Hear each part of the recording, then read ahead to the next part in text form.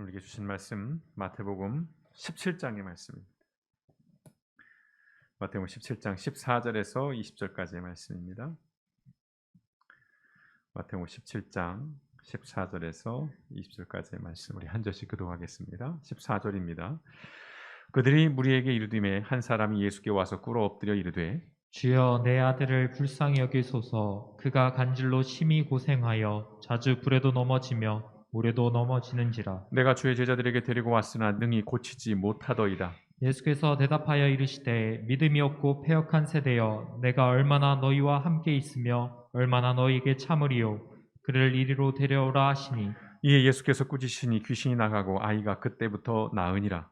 이때 제자들이 조용히 예수께 나와 이르되, 우리는 어찌하여 쫓아내지 못하였나이까. 함께 있습니다. 이르시되 너희 믿음이 작은 까닭이니라. 진실로 너희에게 이르노니 만일 너희에게 믿음이 겨자씨 한 알만큼만 있어도 이 산을 명하여 여기서 저기로 옮겨지라 하면 옮겨질 것이요 또 너희가 못할 것이 없으리라. 아멘. 고맙고 감사하신 아버지 하나님, 우리의 삶 속에 늘 감사하기를 원하나 우리의 믿음이 부족하고 연약하여서 또 우리의 삶의 그 환경들이 너무 무거워서 불평과 원망이 더 많은 현실을 살아가고 있는 것을 고백합니다. 바라기는 우리로 하여금 그 하나님의 선하심을 기억하게 하시고 우리의 삶 속에 아버지 하나님의 원망과 불평보다는 하나님 앞에 감사하는 삶으로 채워져 갈 수 있도록 길법교회와 속한 모든 성도님들의 삶의 자리를 주장하여 주시옵소서. 오늘도 하나님 앞에 추수감사들을 맞아 예배하며 귀한 예물을 구별하여 드립니다. 여러 가지는 모양으로 드려진 예물마다 하나님께서 기억하여 주시고 그 쓰임에 합당케 하시며 어려운 시절 속에서도 하나님 앞에 마음을 보이며 또한 헌신하여 싸움에 아버지 하나님께서 그 예물을 통해서 놀랍게 역사하시고 하늘의 복을 넘치도록 부어주실 때에 아버지 하나님 또한 물질로 인하여 염려와 근심하는 가정들 속에 하나님의 위로와 또 하나님의 형통케 하시는 능력이 임하여 줄 수 있도록, 그리하여 물질로 말미암아 믿음의 시련과 시험에 빠지지 아니할 수 있도록 하나님께서 매일매일의 삶의 자리를 주장하시고 인도하여 주시옵소서. 오늘도 하나님 말씀을 묵상하기를 원합니다. 주신 말씀을 통해 우리의 믿음과 신앙과 삶을 돌아보며 하나님 앞에 다시금 우리 자신을 겸손히 내려놓는 묵상의 시간이 될 수 있도록 성령 하나님 우리와 함께하여 주시옵소서. 모든 말씀을 권하신 예수님의 이름으로 감사하며 기도드렸습니다. 아멘. 우리 주신 말씀으로 잠시 묵상하는 시간 갖도록 하겠습니다. 우리가 성경을 해석하는 방법 중에 가장 기본적으로 말하는 것이 있습니다. 그것이 무엇이냐면 성경은 성경으로 해석한다라고 하는 명제입니다. 이게 가장 기본적인 것입니다. 우리가 뭐 다른 사전이나 주석서나 강해서나 뭐 여러 가지 것들을 우리가 활용할 수 있을 것입니다만은 성경을 우리가 읽고 이해할 때 가장 기본은 성경으로서 성경을 해석하는 것입니다. 물론 성경만으로 모든 해석이 가능한 것은 아닙니다. 물론 그걸 주장하는 분들이 있어요. 이른바 성경에 말씀하고 있는 성경의 모든 것이 다 짝이 있다.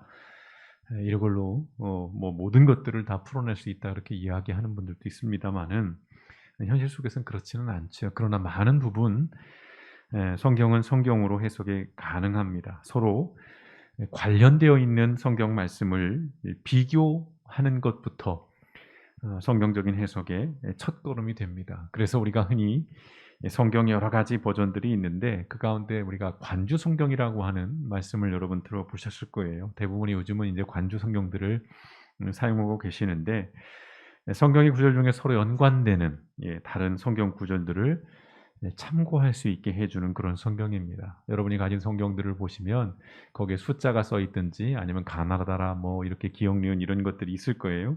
그래서 그 밑에 이렇게 관련돼 있는 연관돼 있는 성경 말씀들이 표기가 되어 있을 것입니다.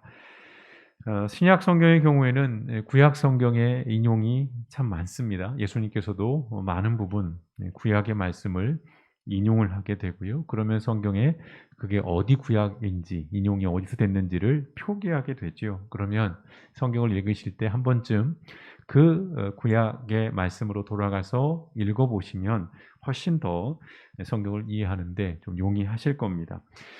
특별히 복음서 중에서 우리가 마태복음 또 마가복음, 누가복음 이 세 개의 복음서를 공관복음이라고 부릅니다.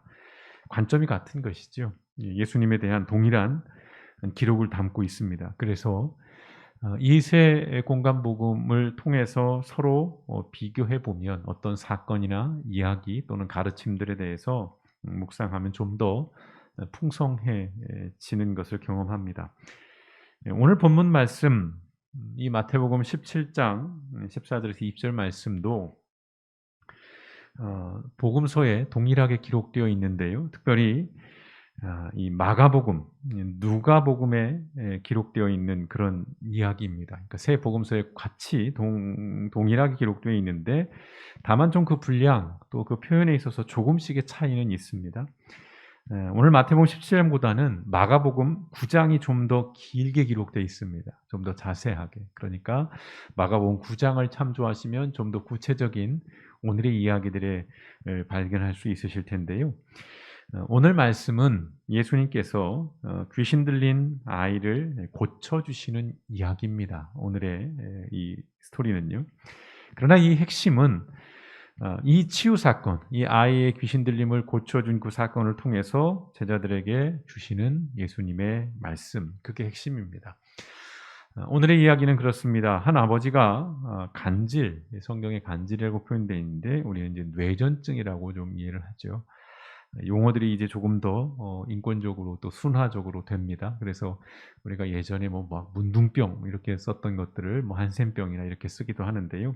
뇌전증이 걸린 아이들을 고치기 위해서 제자들에게 데리고 왔습니다. 이때 예수님께서는 제자 3명과 함께 변화산이라고 하는 곳에 올라가 계십니다. 이게 16장에 보시면 그러한 이야기를 10장에 보시면 1절부터 보시면 그런 내용인데요. 그 산 아래에 나머지 제자들이 있었는데 그 제자들에게 이 아버지가 찾아온 것이에요. 증상으로 봐서는 단순한 정신질환은 아닌 것 같습니다. 귀신이 들린 상태였어요. 영적인 문제가 동반이 됐다는 것입니다. 그런데 이 제자들이 이 아이를 고쳐주지 못합니다. 그래서 이 아이의 아버지가 이제 산에서 오신 예수님을 붙잡고 하소연을 합니다. 그 내용이 15절과 16절인데요. 보시면 이렇습니다. 주님, 제 아들을 불쌍히 여겨주십시오. 그가 간질병에 걸려서 몹시 고생하며 자주 불에 넘어지기도 하고 물에 빠지기도 합니다. 상상을 해보십시오. 내 아이가 이렇게 어떤 아픔을 갖고 있다는 생각들을 한번 가져보십시오. 자, 그런 어떤 아픈 마음으로, 답답한 마음으로 왔어요. 그래서 주님의 제자들에게 데려왔으나 결과가 뭐라고요? 고치지 못했습니다. 라고 예수님께 이제 하소연하는 겁니다. 제자들의 입장에서는 이제 일러 바치는 게 되는 것이죠. 예. 자, 제자들이 고쳐주지 못했다는 그 이야기를 듣고 예수님께서 이렇게 반응을 하십니다. 17절입니다. 예수께서 말씀하셨다. 믿음이 없고 삐뚤어진 세대요. 내가 언제까지 너희와 같이 있어야 하겠느냐? 내가 언제까지 너희에게 참아야 하겠느냐? 아이를 내게 데려오라. 라고 말씀합니다. 여러분, 제자들의 입장에서 한번 이 말씀을 들어보십시오. 우리가 제자들이에요. 예수님이 우리에게 믿음이 없고 이 삐뚤어진 세대요. 예, 문학적으로 표현하셨지만 인격이 부족한 저는 그렇게 돼요. 얘기했을 거예요. 이 삐뚤어진 자식들아, XX들아, 뭐 그랬을 것 같아요. 굉장히 심한 책망을 하신 거예요. 오늘 이 폐역하다라고 하는 이 말이요, 헬라어 단어의 의미는 물건이 더 이상 사용될 수 없을 정도로 망가지거나 비틀어졌다라는 그런 의미를 담고 있어요. 그러니까 제자들을 아예 몹쓸 어떤 놈들로 예수님이 그렇게 책망을 하시는 거예요. 우리 국어사전에서도 유사하게 정의하고 있습니다. 사람으로서 마땅히 하여야 할 도리에 어긋나고 순리를 거스름이라는 뜻을 가지고 있어요. 자, 믿음이 없고 폐역한 세대라고 하는 이 책망은 어떤 의미냐면요. 예수님께서 이 완고하고 위선적인 이 바리새인이나 서기관들과 동급으로 여기고 있는 거예요. 예수님이 얼마나 바리새인들, 서기관들에 대한 비난을 많이 하십니까? 그러니까 지금 이 제자들의 모습을 그들과 동급으로 여기시는 거예요. 어마무시한 책망입니다. 제자들을 책망하신 예수님께서 이제 귀신을 쫓아내시죠. 18절입니다. 그리고 예수께서 귀신을 꾸짖으셨다. 꾸짖으셨어요. 그러자 귀신이 아이에게서 나가고 아이는 그 순간에 나았다. 뭐가 이렇게 쉬워요?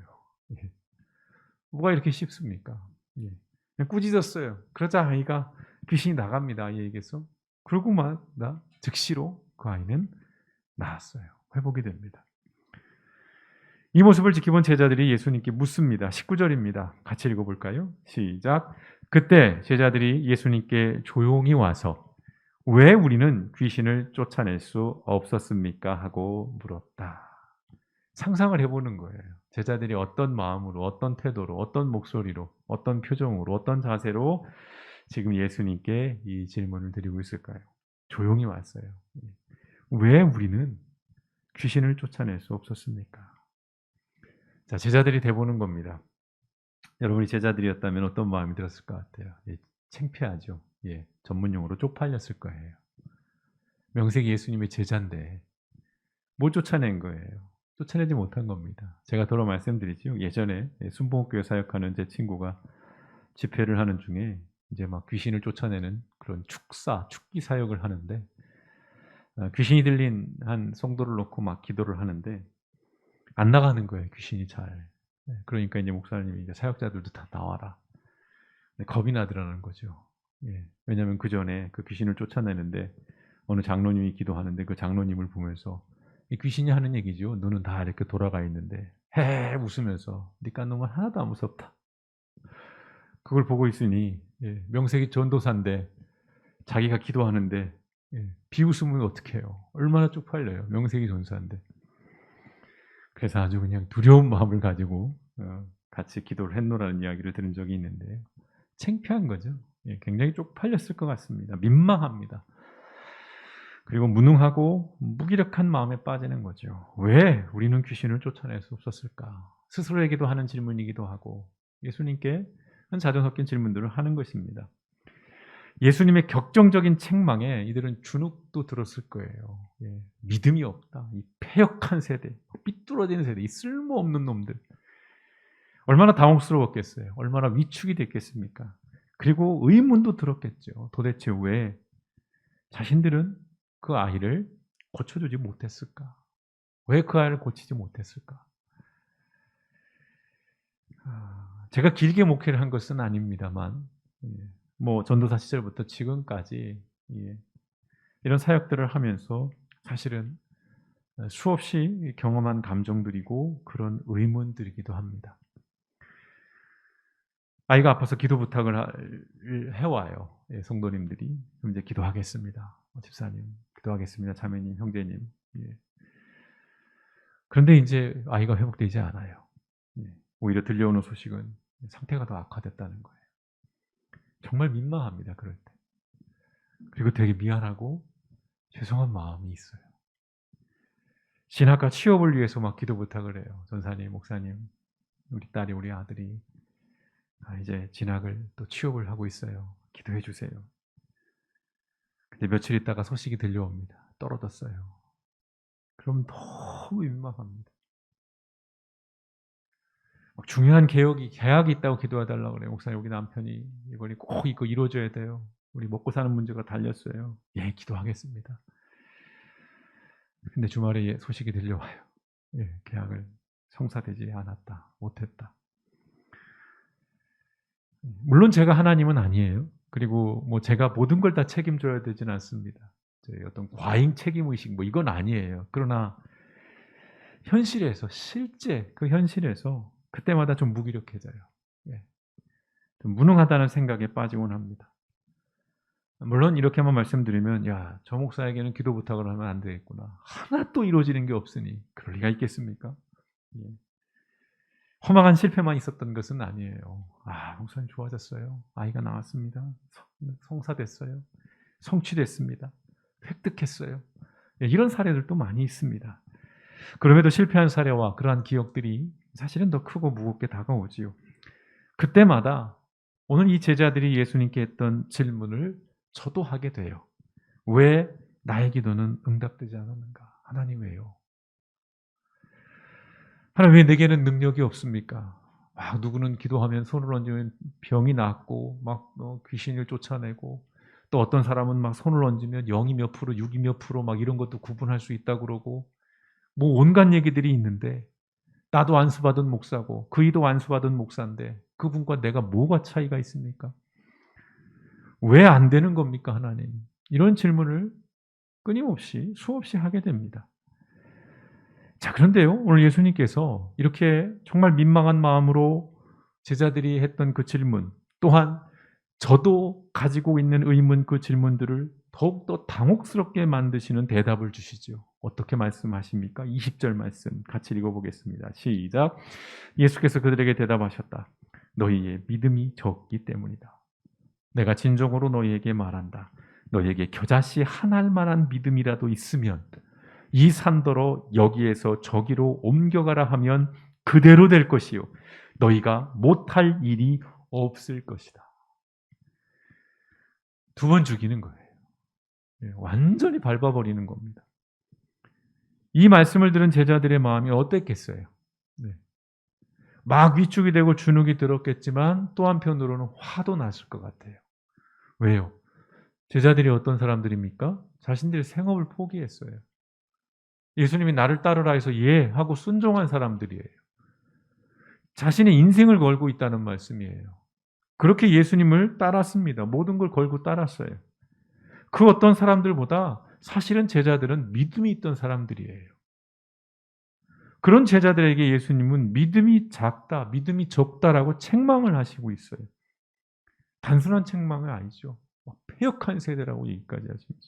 내가 도대체 언제까지 너희들을 참아야겠냐. 이게 모욕적인 것이거든요. 직장 상사가 여러분 앞에 이봐, 내가 너를 언제까지 참아야겠어. 그런 얘기 들으면 일반인 같으면 그날 술 마셔야죠. 사표 막 던질 생각하고. 자, 오늘 예수님의 말씀 속에서요, 세상에서 가장 작은 것을 상징하는 겨자씨를 예로 들으셨어요. 겨자씨. 이미지가 있을 텐데요. 저건 모아놓으니까 저만큼인데 하나씩 한번 생각해 보시죠. 요만해요. 굉장히 작습니다. 겨자씨 한 알만한 믿음이에요. 한 알만한 믿음. 저 한 알만한 믿음이 있으면 산을 옮길 수 있는 능력을 행할 수 있다는 말씀을 하시는 거예요. 여기서 산이라는 것은 당시에 가장 크고 가장 무거운 것을 상징하는 것입니다. 그러니까 이 겨자씨 한 알과 완전히 대척점에 있는 극과 극의 비유를 하시는 거예요.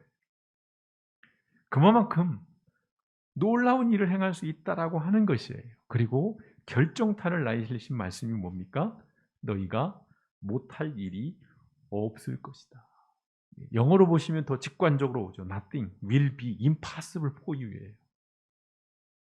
불가능이 없다는 거예요. 매우 작은 겨자씨만한 믿음만 있다면 모든 것을 할 수 있다는 말씀이에요. 그러나 제자들은 그 어린아이를 고쳐주지 못했습니다. 여러분, 우리도 현실에서 믿음을 가지고 살아가지만 사실은 수많은 실패와 좌절을 경험하고 살아갑니다. 너희가 모든 것을 할 수 없을 것이다가 오히려 우리의 현실에 가까운 말씀이에요. Nothing이 아니라 everything이에요.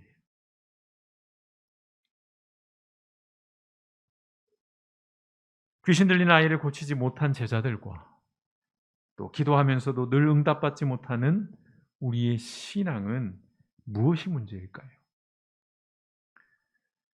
우리의 믿음이 여전히 적고 작기 때문일까요? 아니면 정말 믿음이 전혀 없어서 그런 걸까요? 그러면 이런 의문이 들어요. 믿음이 뭘까? 믿는다는 것은 뭘까? 또한 기도한다는 것, 기도의 응답은 무엇일까? 정말 못할 일이 없을까? 모든 것이 다 가능할까? 불가능이란 없을까? 일단 오늘 말씀에서는요, 이러한 질문, 의문을 품어보는 것이 목표입니다. 이 질문과 의문에 대해서 다음 주에 좀 더 우리가 좀 풀어서 이것들을 좀 묵상해 보려고 하는데요. 오늘은 질문하는 거예요. 의문을 품어보는 것입니다. 다만 이런 말씀은 드리고 싶습니다. 오늘 예수님께서 제자들을 향해서 믿음이 없고 패역한 세대라고 책망을 하셨어요. 그러면서 믿음이 작다, 뭐 이런 말씀도 하셨어요. 자, 여기서 중요한 것은 예수님이 말씀하시는 이 믿음이라는 것은 우리가 언뜻 받아들일 때 물리적인 질량이나 크기가 아닙니다. 그러니까 겨자씨 작은 거, 그러니까 어떤 물리적으로 큰 어떤 산, 뭐 이런 개념이 아니에요. 물리적인 어떤 것이 아니라 이건 질에 관한 것입니다. 내용에 관한 말씀이라는 것이에요. 성경적인 믿음이라는 것은 하나님의 능력에 대한 믿음이에요. 1차적으로는. 그러나 그 능력에 대한 믿음뿐만 아니라 하나님은 저거 하실 수 있어. 하나님은 저거 정말 능력이 있어. 하나님은 힘이 세. 그러한 믿음뿐만 아니라 핵심이 뭐냐면 이거예요. 하나님의 뜻을 따르고자 하는 그 마음의 핵심인 것입니다. 성경에서의 믿음이라는 것은. 또한 개인적인 욕심이 아니라 하나님의 뜻과 하나님의 일을 구하고 원해야 하는 것이라는 겁니다. 다시요. 내 욕심이 아니에요. 내가 이루고자 하는 것, 내가 성취하고자 하는 것, 내가 가고자 하는, 내가 도달하고자 하는 그 무엇이 아니라 하나님의 뜻이에요. 그리고 하나님의 일을 구하는 것. 늘 말씀드립니다. 이것이 기도의 본질이기도 하고 이것이 믿음의 내용이자 결과라는 것입니다. 진정한 믿음은 그리하여 자신의 능력 없음을 인정하는 것이에요. 대신 하나님의 능력을 의지하는 것입니다. 한번 여러분의 믿음에 비추어서 생각을 해보시는 겁니다. 내가 이뤄내고 내가 도달하려고 하는 노력을 포기하는 것이 믿음이에요. 대신 하나님의 능력을 전적으로 의지하는 것이 믿음이에요. 그러면 아무 노력도 하지 말라는 말씀입니까? 그냥 무조건 수동적으로만 있으라는 말씀입니까? 그건 아니에요. 또는 체념하라는 건가요? 방관하라는 건가요? 그것도 아닙니다. 자, 예수님은요, 믿음으로 산을 옮기지 않으셨어요. 오늘 뭐라고 말씀하셨어요? 겨자씨에 하나님 만한 믿음이 있으면 이 산더러 네가 명하면 옮겨진다. 그 말씀을 하셨는데 잘 보세요. 예수님은 믿음으로 산을 옮기지 않으셨어요. 우리는 그러한 능력을 구합니다. 내가 산을 옮길 만한 믿음, 나 그런 믿음 갖고 싶어. 근데 예수님은 믿음으로 산을 옮기지 않으셨어요. 대신에 무엇을 하셨습니까? 당신에게 주어진 자기 십자가를 지고 골고다 언덕으로 옮기셨어요. 이게 믿음입니다. 예수님은 믿음으로 힘을 휘두르지 않으셨어요. 내가 믿고 권능이 있어. 어떤 파워가 있어. 그걸로 무언가를 이루려고 하지 않았어요. 대신 어떻게 하셨죠? 하나님께 모든 것을 맡기고 죽음을 향해 걸어가셨습니다. 이게 믿음의 능력입니다. 예수님이 말씀하는 믿음의 참된 능력은 산을 옮기는 것이 아니라 내 자신을 하나님께 드리고 맡기는 것이에요. 이것이 성경에서 말하는 믿음의 능력이라는 것입니다. 물론 제가 지금 말씀드리는 것은 성경의 어떤 정의를 말씀드립니다. 그러나 이것이 여러분에게 확 동의가 되거나 확 은혜로 다가오지는 않을 거예요. 다음 주에 좀 이걸 구체적으로 고민을 해보자는 거예요. 도대체 그 믿음, 그 믿음의 실체. 그러나 오늘 분명히 말씀드립니다. 하나님의 선하심을 믿는 것, 또한 하나님의 능력을 전적으로 신뢰하는 것, 하나님께 모든 것을 의탁하는 그러한 믿음이 있다면, 다시요, 하나님의 선하심을 믿고 하나님의 능력을 전적으로 신뢰하고 하나님께 모든 것을 의탁하는 믿음이 있다면, 또한 하나님의 뜻과 하나님의 방식에 전적으로 순종하는 믿음이 있다면 우리가 못할 일이 없을 것입니다. 자, 우리가 못할 일이 없다라는 것에만 방점을 두면 안 돼요. 그럼 우리는 끊임없이 무너집니다. 끊임없이 의문을 가질 수밖에 없어요. 그 앞에 드렸던 말씀을 우리는 끊임없이 점검해보고 성찰해봐야 되는 거예요. 하나님의 선하심을 여러분 믿으십니까? 어떤 상황이든 어떤 환경에 있어든 하나님은 선하시다.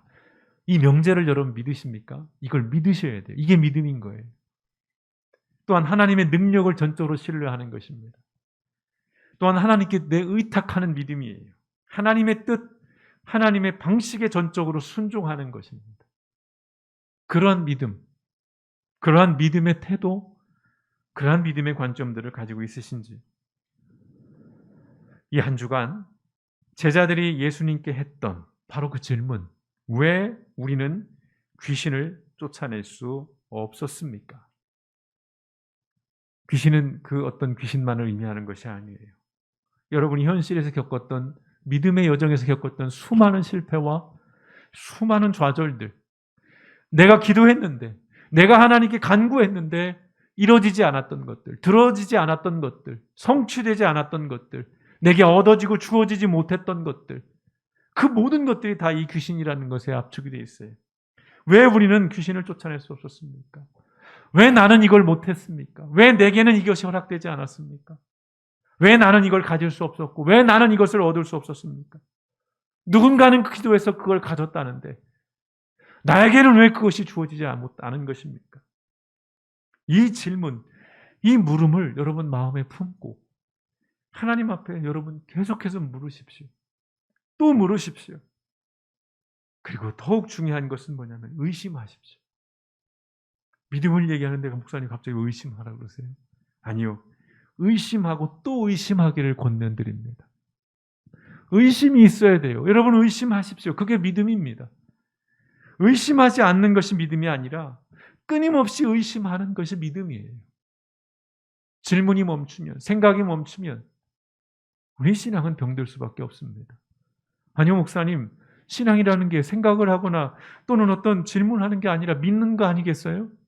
예, 그 믿음을 위해서 생각이 필요한 것이고 질문이 필요한 것이고 의심이 필요하다는 것입니다. 무엇을 의심해 볼까요? 하나님을 의심하라는 게 아니에요. 여러분의 믿음을 의심해 보라는 것입니다. 내가 목사니까, 내가 벌써 이 바닥에 몇십 년이 있는데 내가 이런 공부 저런 공부 다 했고 나도 이런 체험 저런 체험 다 했으니까 내게도 믿음이 있겠지. 내 믿음이 이 정도면 훌륭하지. 아니요. 겨자씨 하나만큼의 믿음도 안 되는 거예요. 어린아이를 고쳐주지도 못할 정도, 그런 형편없는 믿음일 수밖에 없다는 것입니다. 의심해 봐야 돼요. 여러분의 믿음, 여러분 정말 안녕하십니까? 여러분이 가지고 있는 그 하나님에 대한 신뢰, 여러분이 가지고 있는 그 하나님에 대한 전적인 어떤 의뢰하는, 의탁하는 그것 정말 여러분 안녕하신지요? 추수감사주일입니다. 감사하라고 해요. 근데 목사님 감사할 게 없습니다. 왜요? 하나님이 내게 해준 것이 없는데요. 벌써 몇 년째 기도하는 거 아직도 안 들어주셨는데요. 무엇이 감사합니까? 무엇이 하나님의 은혜입니까? 살아가는 모든 순간이 하나님의 은혜가 아니라 제게는 최소한 하나님의 저주입니다. 어떻게 하나님 내게 이렇게 야박하실 수 있습니까? 다른 이들에겐 그렇게 후하시면서, 다른 이들에겐 그렇게 풍성하시면서 왜 내게는 이렇게 야박하시고, 우리는 그런 의문 속에 늘 살아갑니다. 그러니까 의심해 보라는 거예요. 무엇이 문제였는지, 내 믿음이 정말 그러한지, 하나님이 선하신 분이라면 그 선하심에는 많은 것들이 담겨 있습니다. 하나님은 거짓이 없으십니다. 하나님은 진실하시고 하나님은 신실하신 분이십니다. 그런 하나님이시라면 뭔가 우리는 의심해 봐야 된다는 거예요. 나를, 내 신앙, 내 믿음을, 내 삶을. 그런 의심들을 통해서 우리가 어떤 상황이나 어떤 환경이 아니라 하나님을 하나님으로 오롯이 바라보면서 그 상황과 환경들을 이해하고 해석하고 거기에 의미를 부여하는, 그것이 곧 믿음의 여정이고 믿음의 삶이고 그것이 곧 우리 그리스도인의 본질이라는 사실들을 여러분 다시금 기억하시면서 오늘 이 말씀, 이 제자들의 이 물음, 왜 우리는 귀신을 쫓아낼 수 없었습니까? 한 주간 이 질문에 계속 침참해 보십시오. 다음 주 우리가 좀 더 믿음에 대한 이야기들, 그것을 우리가 어떻게 받아들여야 할지를 좀 살펴보면서 끊임없이 의문이 들고 또는 무기력감에 빠지거나 또는 냉소적이 되거나 또는 우리 스스로 자학하게 되는 그러한 신앙, 그러한 믿음에서 조금씩 벗어나서 그 하나님의 선하심을 우리가 고백하고 그 고백을 통해서 우리가 언제 어디서나 흔들릴지언정 아예 넘어지고 쓰러지지는 않는 그런 믿음의 삶을 살아가시는 저 여러분, 우리 길법교회 모든 성도 되시기를 주님의 이름으로 축원드립니다.